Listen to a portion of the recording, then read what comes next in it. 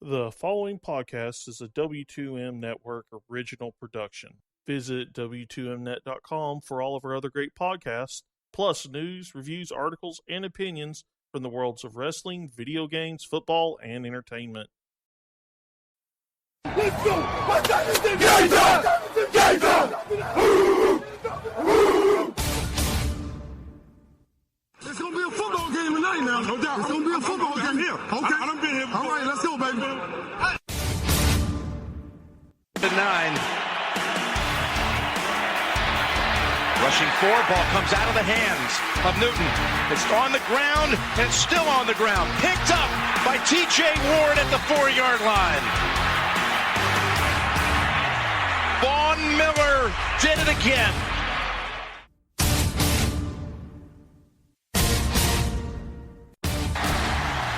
Alabama back on top of the college football world. Ladies and gentlemen, football to the max. Your host, Sean Garmer, Gary Vaughn, and Randy Isbell. Hello and welcome to the Football to the Max. I apologize for having to miss the recap show. I'm apparently getting old now. I can't stay up as much as I used to. I fall asleep all the time. I don't know what's going on. But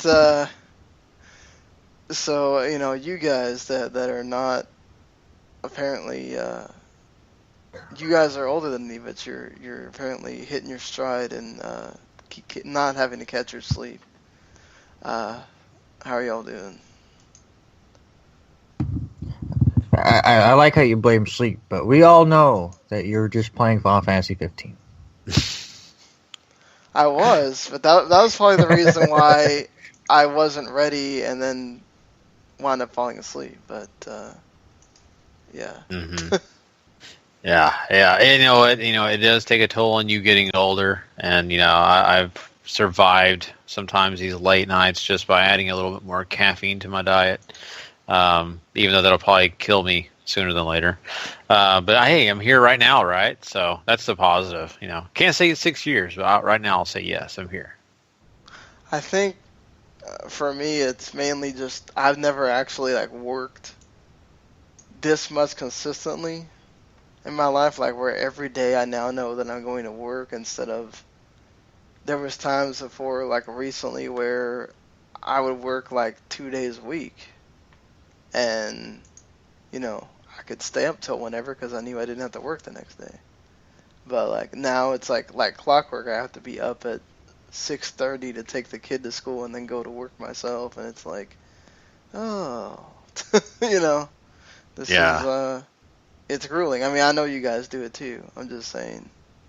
For me, it's I guess something new, whatever, It's the fact that you've got a lot of things going on during the day. Like me, I've been doing a little Christmas shopping, got some done for my daughter, trying to figure out what size Bryce Petty jersey to get Randy. Those kind of things are difficult to figure out, during the week. So is Bryce Petty going to be with the team next year? Yeah, I appreciate the sentiment, but I am all in baseball mode. I'm just here. I'm just here because I'm contractually obligated to be on a football podcast. But football season is over for me. Yeah, the good thing about missing the Monday show is we didn't have to talk about that shellacking that the Jets took. But that is why you fell asleep and I did not. I fell asleep during the game. Just because I couldn't do it anymore, and I'm sure it just wore you out having to watch it. So did you just feel very much like the Panthers in that Sunday night game? Did the Jets just not show up?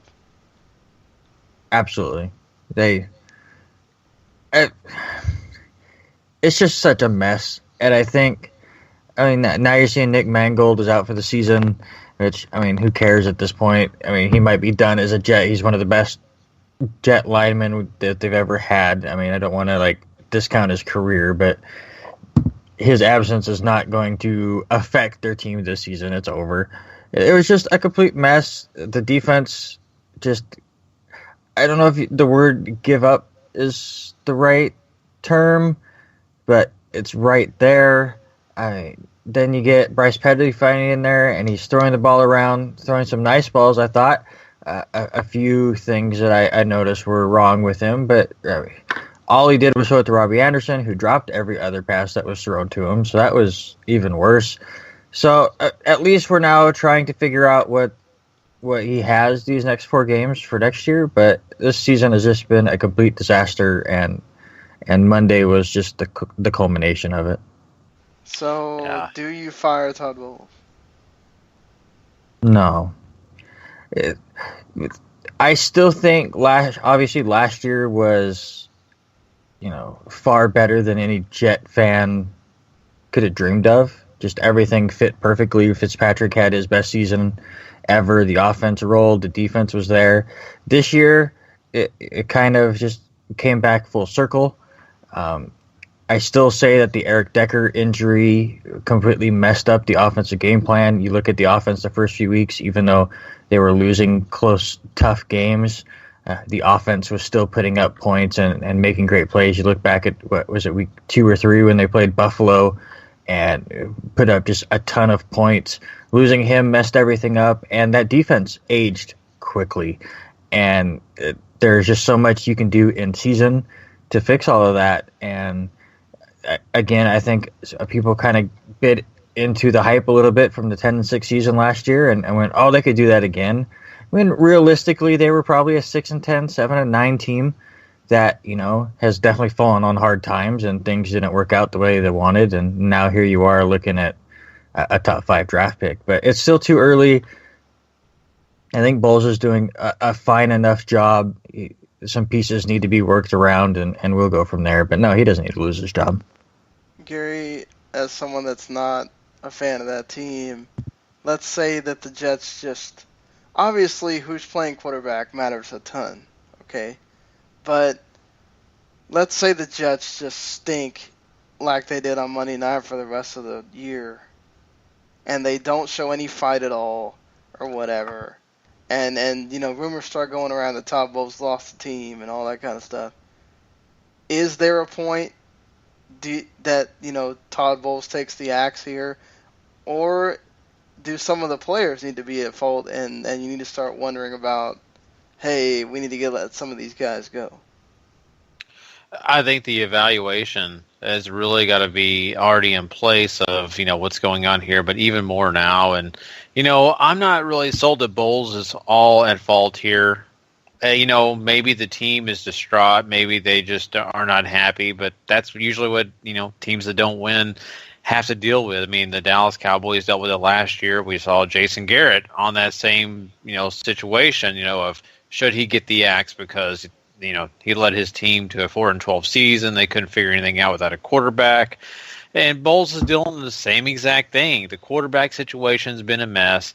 Fitzpatrick is not really helping them as much as I think they wanted it to. The rest of the team is kind of falling apart. I think that evaluation has to be on equal ground on players and coaching staff. And I think that if a player is giving up and you can tell they're giving up, I would assume that you may want to evaluate if that guy even wants to play in this league or what's going on with them, why they're acting that way. But I don't know. This is a really tough situation because it's a full in-depth thing you got to do. Because firing Bowles does not get you a go ahead, right away. That means you're restarting, you're rebooting, and that means your, championship dreams are that much farther away. And people need to realize and remember that you look at the Jets, season, and yes, it's been disappointing, just 3 wins, but it has just been barred with just the most embarrassing Monday night games, which is what, the general public's going to remember. You go back and look at their schedule, and we had that awful Monday night game against Arizona where they couldn't stop David Johnson to save their lives, and then they beat Baltimore, they beat Cleveland, and then you lose by 4 to Miami, lose by 3 to the Rams, lose by 5 to the Patriots. So you're either winning or keeping the game relatively close, and then you get back on Monday night and get completely shellacked by the Colts. So you've had 2 bad outings here in the last 2 months. They just both happen to be on prime time. So I don't think the season has been a complete disaster. it obviously has not gone the way that a lot of Jets fans had hoped it had gone, but it's not like every game has been a complete beating like this. Yeah, and that's exactly why I lean more towards the situation of keeping Bowles, because I really feel like that maybe they can retool this thing. They can maybe get rid of maybe some of the bad apples, maybe get some new guys in this system that really fit what Bowles wants to do. And I don't think they're that far away from being a really good team, like Randy just pointed out. This team, besides some of these national games, have been in games and against some good teams. So I think that they're a few things away from being back to where they were maybe last year.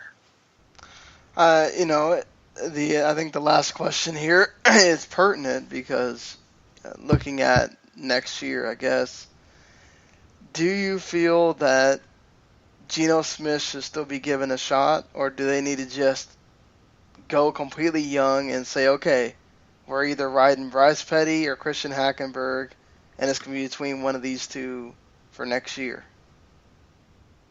It's time for one of those two. I believe Smith's contract is up. He can be a free agent. Ryan Fitzpatrick's the same way. I think both of them are gone.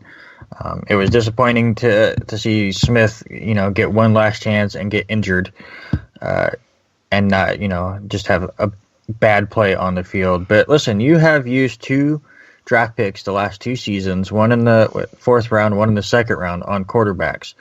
Figure out if one of these work, because if they go out with a top 5 pick this year and draft another quarterback, I'm putting a shoe through the TV. That's not their need right now. Their need is in the secondary. Period. You have one of the best defensive lines that can't get to the quarterback because they're just getting off quick passes because you can't guard a receiver or apparently get within 20 yards of a tight end. So that's where they need to work on. They have strengths all over the place. The quarterback play is still up in the air, but don't muddle it again and have 3 quarterbacks who are completely unsure. If Bryce Petty plays anywhere decent these last 4 games, it's his job, period. If not, then he's in a battle with Hackenberg next year. That's it. I'm sorry, Geno Smith, but you're going to have to look somewhere else for a job. I don't think there's is there even a quarterback that's going to go in the top 5 coming out this year? There always is. There's just, I mean, we say that every year. It's like, well, no quarterback's going to go in the top 10, and then the next thing you know, we had 2 quarterbacks go 1 and 2.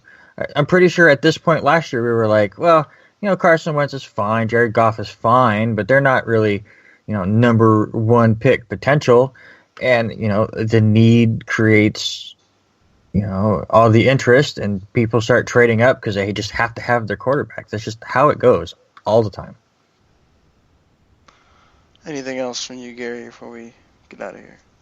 No, I think, we're good on that. I'm really interested in what you guys have to say about this Thursday night game that took place, though, this Chiefs and Oakland game.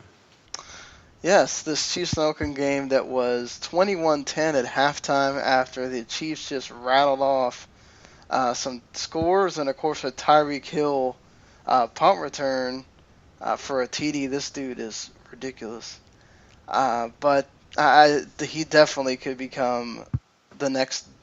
I want to say Deion Sanders, because Devin Hester could never figure out how to catch the ball to play a wide receiver very well. Tyreek Hill just kind of has all these intangibles, and he does each one of them pretty well. So I want to say more like Deion, and that Deion would come in and catch the ball and also go and do the punt returns and all that stuff. Putting that aside, the Chiefs wind up winning after basically holding off the Raiders, preventing them from scoring on that last drive, and then holding it for the last 2 minutes. Huge win for the Chiefs that puts them in first place in the AFC West, leaving the door open also for the Broncos to take the second wildcard spot. So right now we got 3 teams from the AFC West, with the Broncos a game ahead of everybody else. Anything stand out to you about this game, and do you think that we'll have 3 teams from the AFC West at this point show up in the playoffs, or do you think one of these teams falters down the stretch? Well, to answer this question, I think if one of these teams falters, it's Denver. The quarterback play is way too questionable, even for the fact that your questionable quarterback's hurt, and you have a far more questionable backup quarterback that just is going to complicate things. But as far as Kansas City goes, I'm just disappointed in myself that I said that they were going to be the AFC representative in the Super Bowl last year and not follow it up this year, because this is the most complete team in the AFC outside of New England.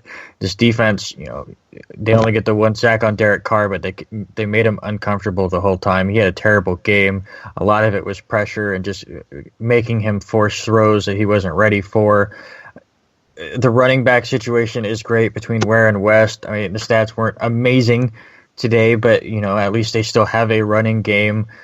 Travis Kelce's insane. I like that Chris Conley is starting to get things going. So you have him and Hill and Macklin out there as he returns. I wouldn't say Hill is like Deion Sanders. Honestly, I say he's just more a complete Devin Hester, just for the fact that, yes, he is an offensive weapon, which Hester just never was able to figure out. But I don't think Hill reaches that mark of Deion. Obviously, Deion played more defense than offense, for one. But Deion, to me, became such a polarizing figure for his attitude and his flair on the field. I mean, he was one of the greats, don't get me wrong, but people are going to always remember him for his dance and his showboating. And Tyreek Hill isn't that kind of player. So I would just say he's a more complete version of Devin Hester, and Kansas City is just a more complete football team than almost anyone else out there. Well, thankfully Deion didn't have his family troubles that Tyreek Hill had, but we'll leave that out to Pat. Hopefully that's the last time we ever have to hear about this, and he can continue to just wow people on the field. Gary, are you worried about the Raiders a little bit, or is this one of these, it's Thursday night, it's a division game, Raiders should still be the Raiders after this? I think the Raiders were a solid team, but I think I'm more on board with what Randy's saying here, because I really feel like that the Kansas City Chiefs defense is a definitely more upgraded version of Oakland. Oakland's got a lot of young players. They've got a defense that can hang in games for a little while, but if you've got a really potent offense, you start to see some of their weaknesses. And you can run on this team at times. You can also, maybe make some quick passes and get past that secondary.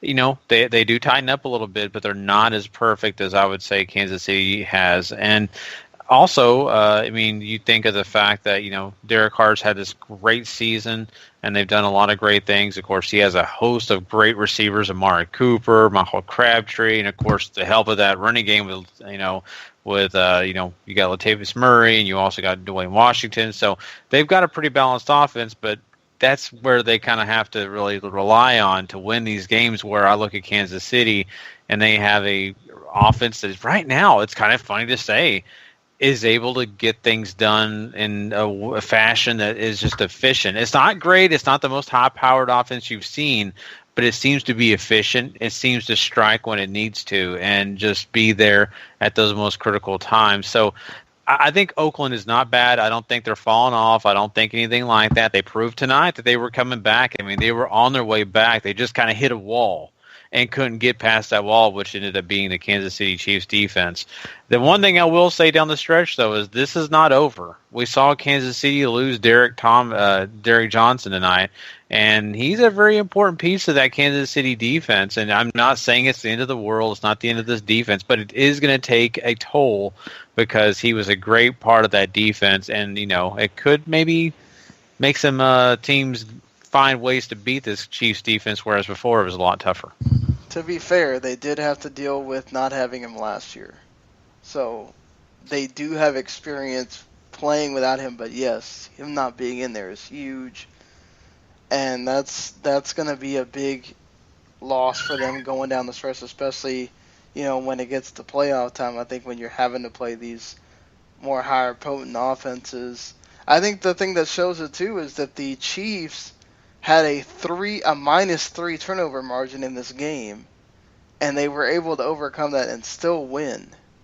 So the Raiders forced turnovers and only got 3 points out of it, or 6 points out of those 3 turnovers. That's bad.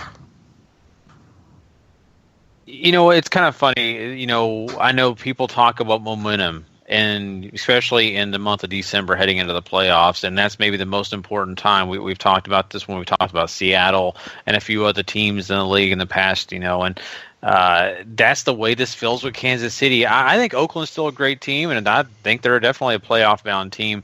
It just concerns me because it seems like they're kind of slowing down a little bit heading into the stretch, and that's not which way they need to be going. They need to start picking up steam again. I still think they're going to be in the playoffs, though. So, you think Denver's that other wild card, or no?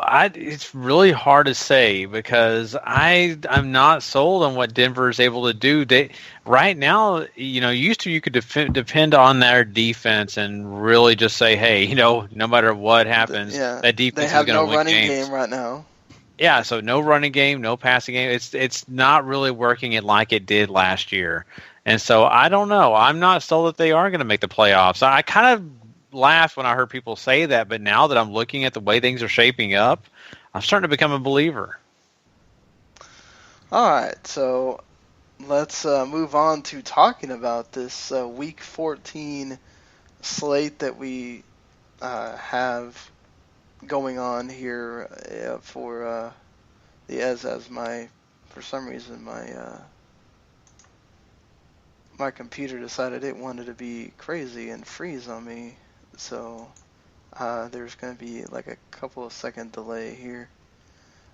So we get started with the aforementioned one of these teams there's multiple teams here that are fighting for these spots that are left here, but the Pittsburgh Steelers, who are one of the forerunners in that they're in 7-5 right now. The Bills obviously are also in that race at 6-6 with some time left here. But this is a big game for both teams. Whoever wins is gonna be in a much better place at 7-6. Or either you're 8-5 or 7-6, depending on who you are here. The Steelers are currently 8th in the AFC. The Bills all the way down to the 11th. But who do you got here? I got Pittsburgh here. I really feel like the Steelers. I'm not saying they've gone leaps and bounds on defense, but they seem to play a lot better against the Giants last week, and they seem to be maybe not figure things out completely, but still finding a way to play better defense. Their offense is fine. I think that's going to be a well-oiled machine no matter what. So I really feel like that, even if Buffalo comes in here and plays pretty well, I don't know if they can keep up with Pittsburgh. To me, the main factor is the weather, and everything I have read, it looks like it's going to snow a ton in Buffalo this weekend, which will make the playing conditions very interesting. We saw it affect a few games on Sunday. And honestly, I think if the weather is bad and snowy, I think advantage Buffalo, just for the fact that, yes, Le'Veon Bell is one of, if not the best running back in the league, but Buffalo has one of the best overall rushing attacks with McCoy, and you put in Mike Gillislee and Tyrod Taylor on top of it. So I think that they're going to be able to control the ball and be able to have a nice, potent running attack. And then you add the fact that Sammy Watkins, if it is a snowy field, you get the cornerback to fall, Sammy Watkins can get that one big play. So honestly, I think Buffalo can get the big semi-upset win at home against Pittsburgh. I'm going to go with the Steelers here just because of Le'Veon Bell being able to be patient and run, and then you have your Antonio Browns, Ladarius Green, who was able to really break out in the last game against the Giants. I think with at least having 2 options now, certainly for Big Ben, it's going to cause a problem for the Bills defense. And LeSean McCoy's been banged up too. Let's not forget that it's not like he's just been playing every play and not coming out sometimes as well. When he goes out, that team suffers. Gillislee is better than you think. I don't think they suffer at all. Yeah, I'm not even relying on the running game. I still think that I'm more of a believer in Big Ben than Tyrod Taylor when it comes to passing the ball in the snow and the rain. wherever it is. Well, let's not forget Tyrod Taylor can run too. So. Oh, you can run all day. You can talk about the running game all you want, but I think, say, the passing game is going to be halted. I don't care if it's a blizzard. I could totally see Big Ben out there throwing passes, darts, right down to whoever is going to catch him. Just because he's a seasoned quarterback, he's been there, done that. I think he can do it in this game too, even if it is snowing.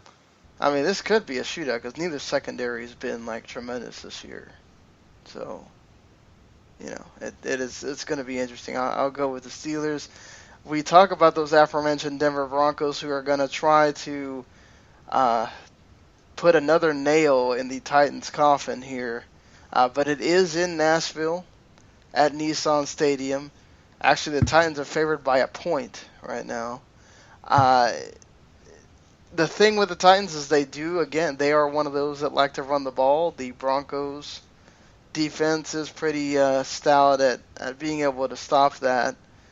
But will they give Marcus Mariota time to be able to throw the ball around? And that's going to cause a problem for the Broncos, who, even if Trevor Siemian plays, he's going to be coming back from injury. And is he going to be well enough to kind of keep up in points?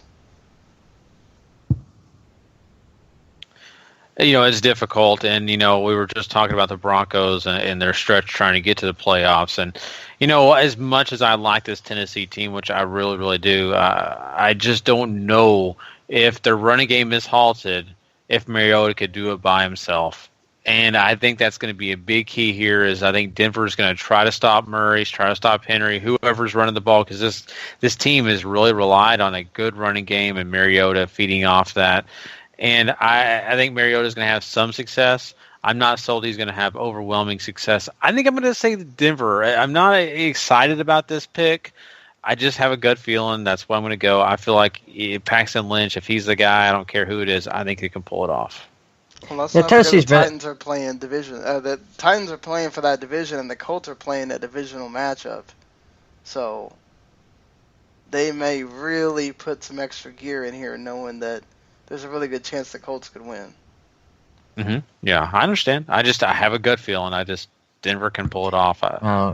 If you're not putting in that extra gear this late in the season with the playoff chances out there, then I don't know why you wouldn't. But listen, Tennessee's been a great story. They have been that improved team that we all thought or at least I thought Jacksonville was going to be. Mariota's taken a few steps forward, but they're just not quite to that level. And yes, I still think if one of these wildcard teams is going to drop off, it will be Denver. That defense is just too good. You're definitely going to see a lot of Devontae Booker and maybe some Justin Forsett in the backfield for Denver, just kind of protecting either whether it's Siemian or Lynch. I think this is a lower scoring game, and I think Denver prevails. This is one of those where I think Mariota could surprise people and actually go out there and show he can do that himself. I'm going to go with the Titans. I think the Titans can do it in an upset. So you get a big divisional NFC East matchup here. If the Redskins lose, they're really putting themselves in a rough place, dropping a 6-6-1. The Eagles could decide to play spoiler here at home, where they've won 4 out of 5 games. Carson Wentz, however, has not looked good in these last games either. Throwing a lot of picks. Though, who the hell is he throwing the ball to? That's a question. But what do you think? Yeah, I think the Eagles are complete frauds. I mean, we bought into their wonderful start and went, oh, wait, maybe this rookie quarterback, is the next big thing. He's a rookie quarterback. He's going to make mistakes. He has nobody around him weapon-wise, which makes it even tougher for him. So even if he was the best rookie quarterback of all time, you have to have talent around you. Yes, that defense is still pretty good for the most part, but they've even struggled the last few weeks, stopping teams from putting up a bunch of points. Why the hell is Carson Wentz throwing the ball 60 times? Who are you going to run it with? Wendell Smallwood's a rookie and is not proven, and Darren Sproles is not a guy that's going to carry the ball 25 times. they have nobody in the backfield with Ryan Matthews banged up. It looks like Matthews will return, but you're not going to throw him back out there for 20-25 carries. So honestly, it's the running back injuries and just the lack of depth in that position that is the reason why Wentz is throwing it so much. I don't think that's a bad coaching thing. It's just you just have to play with what you have, and that's what we're seeing. And they've kind of fallen apart here. Washington likes to turn it up late. I love Kirk Cousins. I think he's one of the more up-and-coming quarterbacks out there, and he's going to continue showing it. And I think the Redskins roll in this game. This is once again, a divisional matchup. It matters for the Redskins a lot, like Sean was saying, because of the implications of getting into the playoffs and making sure they can secure their spot. And then you look at the Eagles, who, they actually, kind of found themselves in that bad spot where they didn't want to be. But at the end of the day, this is a divisional game. They know the Washington Redskins very well. I still don't believe in the Eagles, though, right now. I think Washington is going to try to avenge themselves, try to find a way. And their offense is too potent for the Eagles to keep up with. Carson Wentz, he's a fine quarterback. Doesn't mean he's terrible. It's just that I think things caught up to him. I said earlier in the year, people were getting excited, said Carson Wentz was the next Joe Montana. No, he played the Chicago Bears and Cleveland Browns in 2 weeks. So not a fair sample size, people. So now you're seeing the real Carson Wentz until he gets older and gets more experience. So, yeah, I've got to go Kirk Cousins and the Redskins, even though that pains me a lot. I got to go with the Redskins, too. I have no faith in the Eagles to do anything at this point right now. A team that would probably be hoping for the Redskins to lose, the Arizona Cardinals, who are trying to, survive right now against a team that is certainly in the playoff hunt, but coming off a big blowout loss of the Ravens last week. The Miami Dolphins at home at the Hard Rock taking on Arizona. Who you got? Sorry, I like what Arizona did last week. Not just because they beat Washington, but the way they did it. Michael Floyd, who's been non-existent all season, started to get himself back in the fold a little bit. Jermaine Gresham has started to step his game up as well. So you're starting to see these weapons that we all thought the Cardinals had going into the season. We thought that you had the three main receivers in Brown, Floyd, and Fitzgerald, along with the running game. Well, most of the season it's just been Fitzgerald and David Johnson holding them together. So the team is starting to become a little bit more complete, maybe a little too late to make it into the playoffs, but they're going to be a tough out the rest of the way. But I like Miami in this game at home.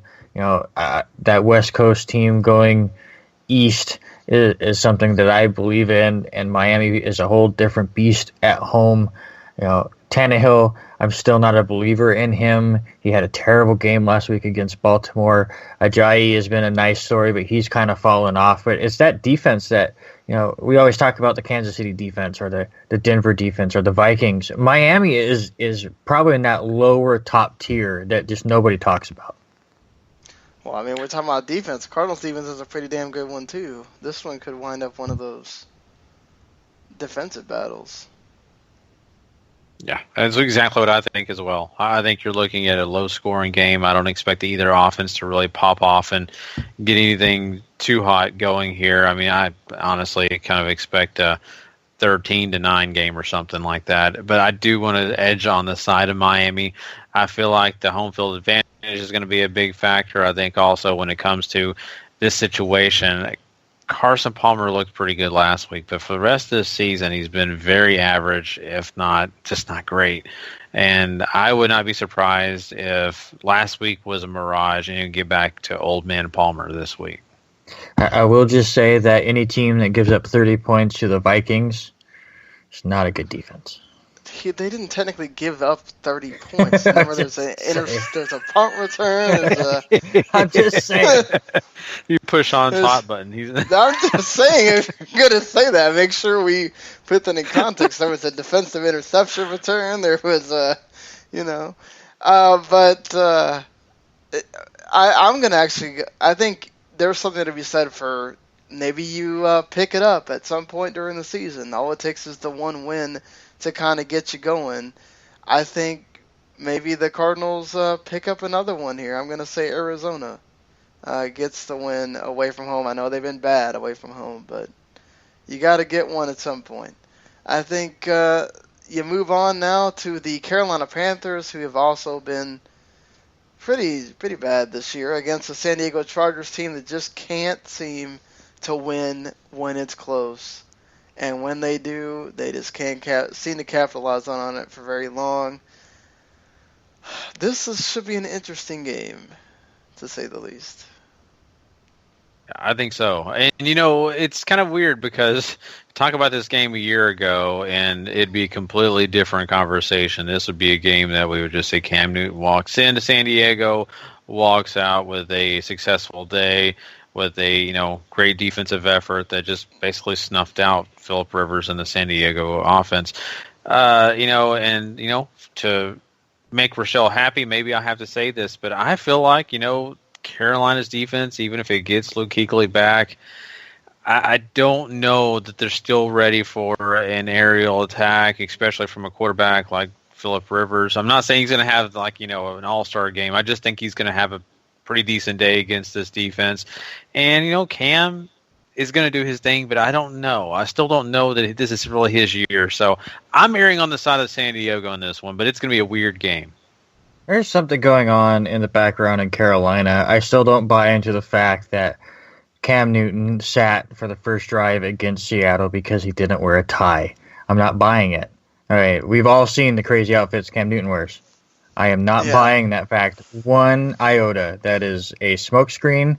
Something is going on behind the scenes between Ron Rivera and Cam Newton that they are trying to cover up, and I'm not going to put the wool over my eyes. Period. Well, Cam Newton's not going anywhere, so. No, I'm just saying. I'm not saying that he's leaving or the coach is leaving. I'm just saying this team is in more disarray than they're trying to put on. I mean, obviously the season has been a complete joke, and I honestly think the stress has gotten to him. I talked about it on the Fantasy Football podcast. That listen, Carolina went 15-1 last year and made it to the Super Bowl because they took all of the flack from the haters and just fed into it. They got even more cocky. The more people said, Cam Newton's just cocky, he became more cocky. And then when they said he's, this child, he went, here, I'll show you how generous I am and how non-selfish I am. Every time we score a touchdown, I'm giving the ball to the kid. So here you go, and just shoving it into the face of the haters. And it fueled the fire last year. Well, that fire erupted with that Super Bowl loss. And instead of being able to bounce back from it, they've imploded. This whole season has been just all of the pressure from last season coming back and just being too much for this team. But with that said, San Diego loves to find weird ways to lose. I do think right now they're playing better football, but I'm going to pick Carolina here reluctantly just because that's who I think is going to win the game. But something's going on in Carolina that it's going to come to a head soon. Well, I gotta eat some crow because Melvin Gordon is 8 yards away from getting 1,000 yards for this season. So certainly he is bounced back. And the Chargers, they could be having a much better record right now, but just things have not gone their way. I think the Chargers do get this game though. I think what Randy was talking about is a major factor, and they're going to continue. This is going to continue. It's like, okay, well, the Chargers' defense has actually been improving throughout this year, even with the injuries that they have. And I think you kind of understand that you got to take away Greg Olsen, and then you stifle that running game a little bit, and you put it into Cam's face. And I definitely think the Chargers have a way to get to this Panthers offensive line, and if not, they'll try to outscore them, and Phillip Rivers and the rest of them can certainly do that. So I'll give it to the Chargers on this one. The battle for something. Ohio reaches the climax with the 0-12 Browns taking on the Cincinnati Bengals. You know what? I think this is the game. I think this is the game the Browns can win. You know what? I know Andy Dalton went off or whatever, but I don't know. These two teams usually always play each other hard. The Bengals are rather limited when they're not playing an Eagles defense that was helping them. Well, they were tired because Carson Wentz kept throwing interceptions. But who the hell is even playing quarterback for the Browns in this game? Is it gonna be McCown RG3. again? Oh, No, RG3, it's that's right. RG3. Oh, well, you know what? RG3 is going to come back and want to light the world on fire. So, you know, I'm going to go with the Browns. How in the world could you take the Browns and steal my fire? That's where I was going. This was the game. Just you look at the rest of the schedule for Cleveland and you tell me one other game that they can win. Maybe San Diego because they love to find weird ways to lose games. But coming off a bye, RG3 returning, let's see if he stays healthy or not, and against a division rival. This is the best chance Cleveland has to win. They, unlike my terrible Jets, the Browns play hard. They are putting everything out there every single week and trying to win. And you can see that. And I really think this is the time that they do get that first win. You know, I'm not going to say RG3 is going to go out and just light up the world. But this is the team, this was the quarterback that they wanted this season. They didn't want to throw Cody Kessler in there just yet. So let's see what happens here. But I'm with you. I think this is the week. I mean, they have lost by single digits plenty of times this year.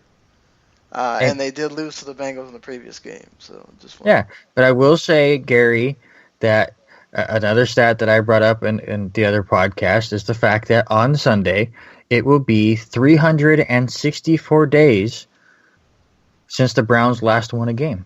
They're not going to make it a full year. They're going to get the win. Well, you know, yeah, you know what? I'd say yes, you guys are right. RG3 thrown in the mix. I think this is an immediate loss. I think RG3 gets too excited. He thinks he's Superman. He comes in, drives his fancy car up to the stadium, tells everyone to suck it, and then they beat him down. I just think that this is no way RG3 is going to come out here and shine all of a sudden out of nowhere. I think he's even going to be rusty.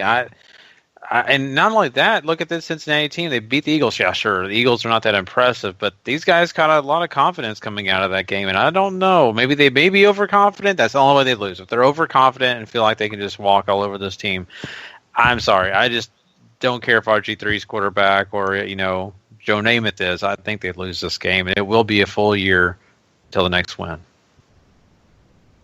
Here. We'll have to see on Sunday. The Bears now go into Detroit 3-9 with Matt Barkley sort of improving, I guess. Or it's either Jordan Howard going off. One of the two. Against the Lions team that just continues to win games in crunch time. You know, last week was the first game that they've won while actually leading. They should probably do that here again against the Bears. Yep, they took that next step where they weren't trailing in the fourth quarter. Listen, I'm saying it now. I like Matt Barkley. I really do. I think he is the quarterback for the Bears next season, period. But he's not ready for this kind of a game. They're terrible on the road. The Lions are really hitting their stride right now. Give me Detroit. Yeah, I mean, Detroit's, you know, on that momentum train, and right now, I mean, this, you know, well, to be honest, it's going to be a tough team to beat no matter, you know, who faces Detroit right now, but I think that, you know, you guys are correct on Barkley. I think that, you know, he's going to be very interesting to watch in this game. You know, never leave it out of possibility for, you know, a divisional game like this to end up in a big, you know, upset, but I think at the end of the day, I really feel like Detroit's going to be the victor. Oh, Detroit's going to win here. They've been really good at home. The Bears have not won a game on the road this season. And I think the Lions are just going to shoot them out of the building. The big divisional game here that could decide the AFC South, the Indianapolis Colts have been playing way better with Andrew Luck in the lineup. And the Texans are terrible away from Houston. Something's got to give. Yeah, something's got to give, and the great mighty Pooh is just going to give the ball to the Colts over and over and over. I'm taking Indianapolis. It's not close. Over and over, man. The Colts defense is just come out with interceptions. That is how bad he is. Woo. Oh, Did man. you know if you look at his quarterback rating right now, he's getting paid $1 million per point on his QBR. Okay, I hate QBR, by the way. Quarterback rating is way better, but just that's what I meant. The quarterback rating. Oh, it has the same initials, but the old school quarterback rating. Yeah, this is going to be an interesting game. It really will be because, I know Randy's going for a blowout here. But you know what? The Colts are, going to be in this game, and I think they really feel like that they're going to be able to do what they did last week, but I just don't see it. I still think the Texans have a good defense, no matter how terrible their quarterback is. I don't know. I think somehow, some way, they can't run the ball either. You're also talking about the Indianapolis Colts defense. You may find magical ways that you can't find against other teams. So, I don't know. I'm going to go with Texans here. I think it's going to be an upset. I think it's going to really hurt the Colts' feelings. I'm going to go with the Colts here. Lamar Miller also has not. He's getting close to 1,000 yards, but I think people are expecting a lot more from the guy as far as touchdowns and whatnot, but we'll have to see. Another game that could be surprising or perhaps not, considering who's playing quarterback on one of these teams. The Jacksonville Jaguars at home, where they have actually been really bad this year, against the Minnesota Vikings, who are holding on for dear life in the division. I think the Vikings are winning this game. The defense can be too much for a Blake Bortles who just cannot help himself this year. And that's going to be enough. It may be one of these turnover happy games where Sam Bradford and Blake Bortles try to battle it out for that, but I think the Vikings win in the end. Over under 1.5 defensive touchdowns in this game. Over. Yeah, I agree. Give me the Vikings. Yeah, I think the Vikings as well, although I do agree on that whole turnover thing. I think that you're going to have Sam Bradford try to match Blake Bortles for interceptions. And another one of these games, somehow the 49ers find themselves in these games every week. You might want to, try to go watch something else with the Jets and 49ers playing each other. But I would hope your Jets win here, Randy. Let's go with that. Yeah, you know what? I think they have something already in their advantage, Sean, and that's the fact that they'll be playing Colin Kaepernick, which he's already announced that he'll be playing this game. So I think that's in their favor to an extent because, sure, he likes to run the ball, and he's that old Colin Kaepernick. He can't throw for less than 4 yards, can he?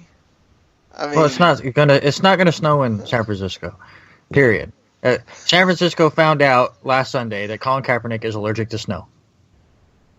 That's the only reason, or the only excuse you can have. Is he going to run all over the Jets this week then? It's going to be not good. I'm taking the 49ers. Oh, boy. Damn. Listen, just no faith in his team. Well, here's the thing. The secondary for the Jets are bad. Colin Kaepernick, other than last week, which, again, the snowy conditions, I honestly think really affected him, and that's why they pulled him in the fourth quarter, because he was completely ineffective. He's at home. He's going to be fine. He's going to go back to that fantasy, football machine that he was the last few weeks. The Jets secondary is not going to be able to control him. They're not getting enough pressure where they're going to be able to contain him. And we will see what Bryce Petty can do. But this is your experiment time. I think it's going to be a closer game. It's going to be an ugly game. But traveling all that way on a short week against the 49ers team at home, even though they're 1-11 and haven't won since week 1. No, I have no faith. I'm taking the 49ers. Yeah. In the ugly game, I think does, for me, put it in the Jets' hands because I don't know if Colin Kaepernick can handle the stress if he ends up, for him being the guy trying to lead in a fourth quarter comeback. I don't know if he can do it. So that's the only reason I'm picking the Jets here. in Tampa, where the Buccaneers are playing division rival New Orleans Saints, who Saints are who they are when they're not at home. Buccaneers obviously trying to make sure that they secure a playoff spot and remain in contention with that division, considering the Falcons are playing the lowly Rams. Who you got? This is kind of a tough one. Listen, I'm starting to believe that Tampa Bay is for real. I just thought, they surprised Kansas City on the road, take that momentum, and beat up a Seahawks team that just wasn't all there in that week. But seeing them, have a tough game against San Diego and finding a way to win, it just kind of proves to me that, no, it wasn't a fluke. It wasn't just, the overexcitement from the Chiefs win that kept them going. They are starting to figure things out. Now you get Charles Sims back, which just will take the load off of Doug Martin, who has a bad back at the moment. So you're going to have Sims and Rodgers help with Doug Martin. So I think the running game is still there. Mike Evans has solidified himself as a top 5, if not top 3 wide receiver in the league, and that combination is deadly. And this defense just continues to improve. I don't think Drew Brees has as terrible of a game as he had last week, but the Saints do not play the same on the road as they do at home. I like Tampa Bay a lot. Yeah, I think that Tampa Bay has a great chance here because of the fact that their defense has improved. And not only that, look at the way that Detroit was able to find a way to kind of slow down Drew Brees, to pressure him, to do all those great things that Detroit defense has done, and that's make sure that they get pressure, make sure that they put their corners in the right place. I think that's the same exact formula that they're going to see Tampa Bay have. Tampa Bay can get pressure at times, and I think they're going to find a way, especially against Drew Brees, who they're very familiar with. I feel better about them in this game. Yeah, I'm going to go with Tampa Bay for this one. At home, I think Jameis Winston has done really well these past few weeks. I think the defense continues to improve. They can keep the Saints out on this one. Falcons against the Rams in Los Angeles. Atlanta, no doubt about this one. Yeah, Atlanta's offense is, doing really well, and their defense is not so great, but that doesn't matter in this. LA still has a solid defense, but I think at the end of the day, they're going to get worn out. Matt Ryan's going to be triumphant. Yeah, Falcons. I am slightly worried about Julio Jones and his turf toe issue right now, but that's more of a long-term thing. I do think they have just too much talent for the Rams, who it's nice to see them working towards next season, but this one's a loss. They just don't have that talent yet or the experience in the talented positions. So I'm taking the Falcons as well. Big game of the week scenario here for the Seattle Seahawks going into the frozen tundra of Lambeau Field. It will actually be 29 degrees at game time, so it might be freezing cold with some snow there. I think I looked it up. There's like a 40% chance of snow for that game. Yeah, which so would just be great. It's going to be great for these two teams to be in the snow. It'd be great. I favor the Packers heavily when it's snowing. Look at what happened last week. Jordy Nelson all of a sudden found the end zone, and Aaron Rodgers was able to get things going. Seriously, let's get some Christian Michael in there for the Packers. Actually try to have some kind of running game. James Starks is what he is, but he's not dynamic or anything. And I definitely think the Packers pull the upset here on the Seahawks. Just a quick quiz for you two. Who is the leading rusher this season for the Seattle Seahawks? I would say Christian Michael. It is Christian Michael. Who's the leading rusher for the Packers this season? Ty Montgomery? No, I'm wrong on that. I think it's Aaron Rodgers. That's who I'm going to go with. Aaron Rodgers, yeah. It should be, but it's Eddie Lacy, who hasn't played in forever. So, yes, I would love to see Christine Michael, who is still the leading rusher for the against Seahawks. his old team. Go against his old team and run all over the place. Though I will say Thomas Rawls was excellent in his last game. I'm with Sean here where the weather, I think, favors Green Bay. I also think the Earl Thomas injury is a huge blow for Seattle. I still think, obviously, they're going to be a threat in the playoffs, but with the amount of times that Aaron Rodgers throws the ball and the different kind of weapons he has, to lose such a threat as Thomas in this game is really going to hurt. Seattle's offense has been better, and again, with Thomas Rawls starting to get things going before his concussion last week, it's going to help balance them out a little bit. And Green Bay doesn't have much of a defense. I think this is going to be a nice high-scoring game in the snow, a lot of fun to watch, and I guarantee I watch almost every play of this and maybe 2 plays of my Jets. I'm taking the Packers. Hey, you know what? Originally I picked my games earlier this week, but with that forecast coming into play, and if there is snow at all, I'm with Sean. I think that Aaron Rodgers is going to be comfortable, and I don't know how much Russell Wilson's going to be comfortable. Heck, I don't know how much the rest of the Seattle team is going to be comfortable playing in the snow. I think that heavily leads in favor of the Packers. So, yeah, I'm going to go Packers. All right, Sunday Night Football, first of many in this spot for the Dallas Cowboys. Taking on the New York Giants in the Meadowlands. This is going to be a rough one. The Giants know the division is on the line here, so they're going to be gunning with everything. I think the Cowboys are going to want to show this is not the same team you played in Week 1. They find a way to win as they have been able to for this entire season after that game. I think Eli is starting to show that he might have some of the same problems his brother has. His arm is starting to lose strength. The guy throws interceptions like nobody's business. Recently, the Cowboys' defense is going to have a problem stopping Odell Beckham and Sterling Shepard, but are the Giants going to be able to stop Zeke? I don't know about that one. Yeah, coming into this game, earlier in the week, we kind of thought, maybe Jason Pierre-Paul, maybe that's not so bad. He can kind of stay off, for a couple days and come back. And then you get the news that's terrible for the Giants that he's going to be out like 6 to 8 weeks or so. I mean, legitimately, if the Giants got to where they wanted to go, that's the NFC Championship game, he may be ready, maybe.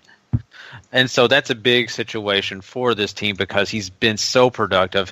He's given them a really balanced defense when it comes to rushing the passer. I think losing him, he's one of the better run defenders. I think that does affect the Giants in that situation, especially if the Cowboys are able to get something going in the running game on a consistent basis. That's just going to wear their defense down. Their best option is to try to stop it as best they can to put basically all the pressure on Dak Prescott, because we know as accident prone as Eli Manning is when it comes to throwing interceptions, I think that if they've got to find a way to put the pressure on Dak, they've got to make him win this game for the Dallas Cowboys. And I think they will to an extent, but we've seen Dak overcome pressure from some of the best defenses in this league. Did look pretty against Minnesota, still found a way to win, didn't throw any interceptions. Fumbled the ball, but didn't throw any interceptions.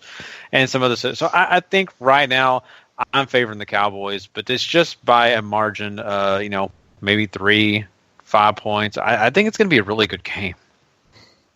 All I know is the NFL is making it very apparent that they want me to hate your Cowboys. How many primetime games in a row do they need to be on?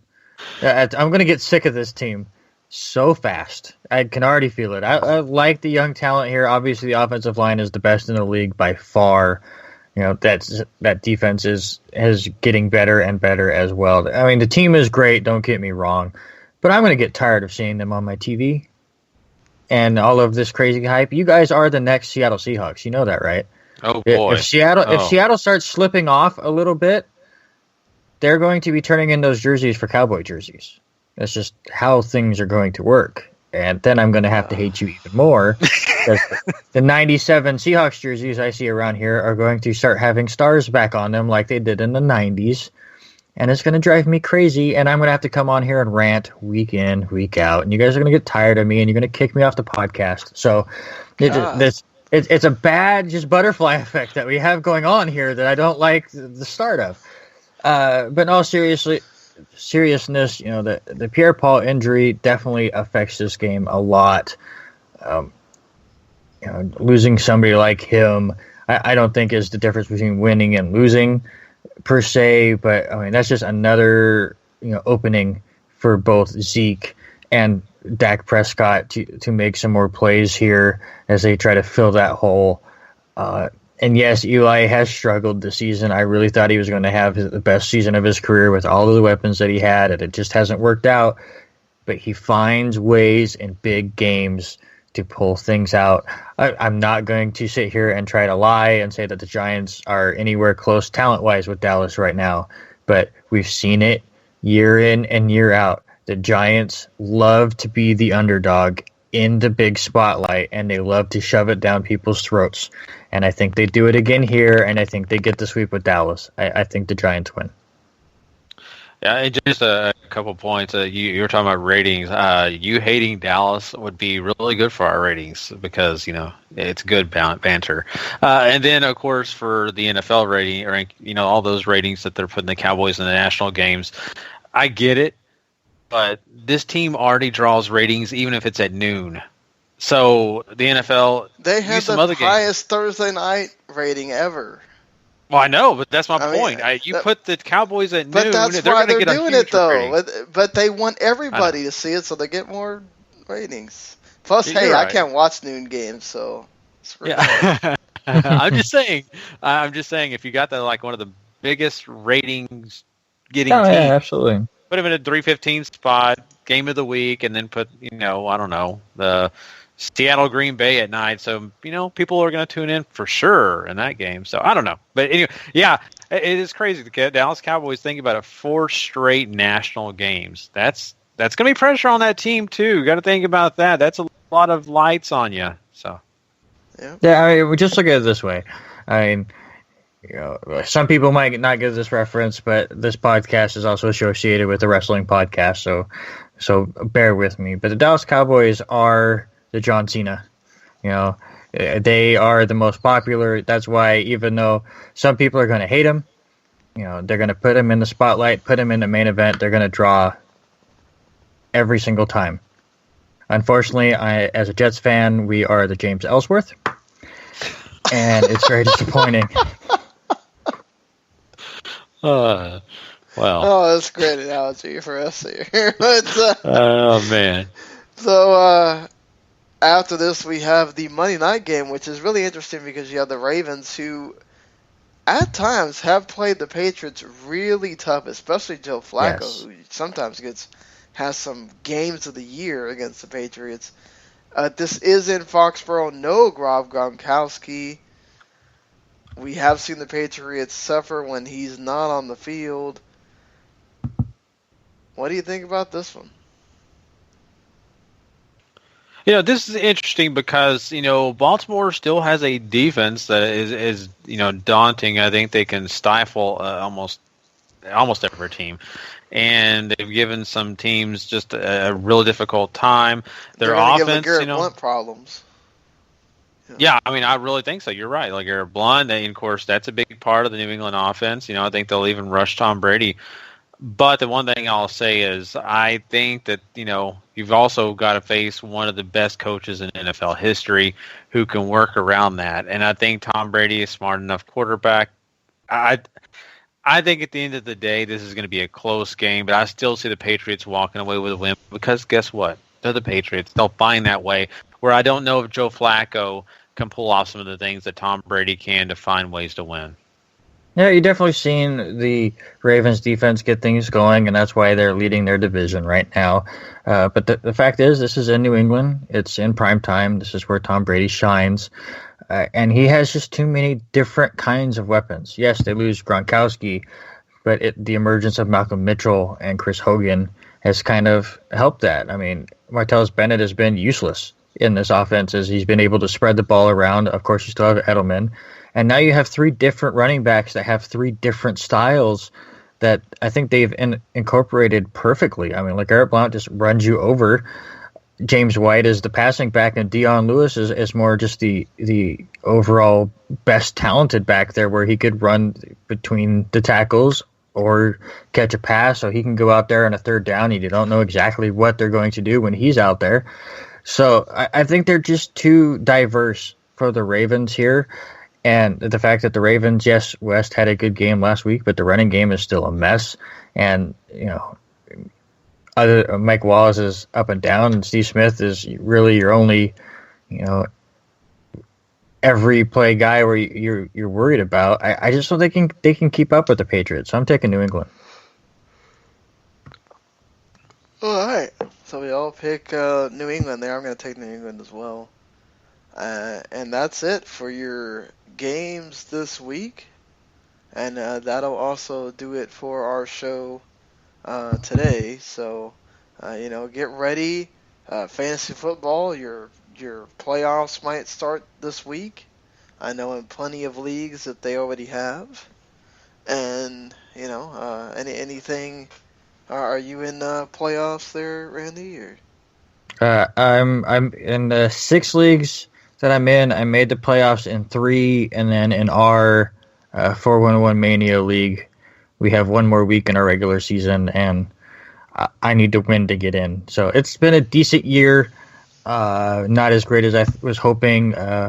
Sadly, Mike Mitchell beat me week 13 in our podcast league and knocked me out of my bye spot, so now I have to sweat out the first round of the playoffs. But we had a little bit of fun with that. But it was a decent year fantasy-wise. Gary? Yeah, I think there's a few teams that I have. I think for sure one I'm really doing well in, and I'm one of the better teams. But the others, I'm on the edge. I know for sure one I'm afraid that I'm not in. So I think I have to look at my numbers again. I don't exactly know which ones for sure. But, I think we got a couple of regular season games, and, of course, I think I'm going to play playoff game. So we'll have to see. But it's been a tough year for me, honestly. I've had a few teams just really let me down. Yeah, I'm in like at least 3 or 4 or 5 playoffs. I don't know how many I'm in exactly, but I know the 2 WTM leagues I'm in the playoffs, and our league I did terrible this year. So yeah, I'm not in the playoffs there, and I think I'm like, I don't know, what is the standings for that same that same 4-on-1 league where I did terrible as well. So thankfully, Randy, Gary was whooping everybody this year. Yeah, that was the league that Gary just is demolishing people, and he's the one that beat me last week that put me in a rough state. But now he's playing the team that I need to lose. So now I'm a huge Gary fan in that league. But I will say, in our podcast league, I was the only one to represent out of you and Gary and Mike. I was the only one to make the playoffs. I think Gary did worse than I did. Yeah. Don't speak of that. But of course, I mean, we had that goofy trade, which I'm fine with once the explanation was made. But a trade was made where the best team had too many quarterbacks and gave away Aaron Rodgers for nothing. So of course now I'm playing the team that he gave Aaron Rodgers to. So yeah, see, it comes back and gets you. Yeah, Chris went 10-3, just whooping everybody in there. Yep. With Aaron Rodgers and Zeke on the same team, how are you going to lose? Yeah. I actually have Ezekiel Elliott and DeMarco Murray in the same league in one of my leagues, and I've been a pretty tough team to beat because of that. Oh, and Derek Carr's been my quarterback too, so. Yeah, that helps. That definitely helps. At least Daniel's represented. To make it worse, in the one league where I completely struggled in and didn't make the playoffs in my work league, we let one guy just steal the entire draft, and it was so gross to see his team. Let's just say he changed his team name to the All Madden team because he has Tom Brady, Le'Veon Bell, Ezekiel Elliott, Brandon Cooks, Melvin Gordon. Anyone and everyone that has had a great season this year is on his team. It's been a gross season to watch. Yeah. Wow. Man, he must have went to the witch doctor and figured out the future. Yeah, he did. Oh, man.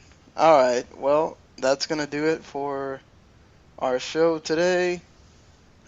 We'll be back on Monday night after the Monday Night Football game to obviously talk about the weekend and that game as well. So we'll see you guys later, everybody.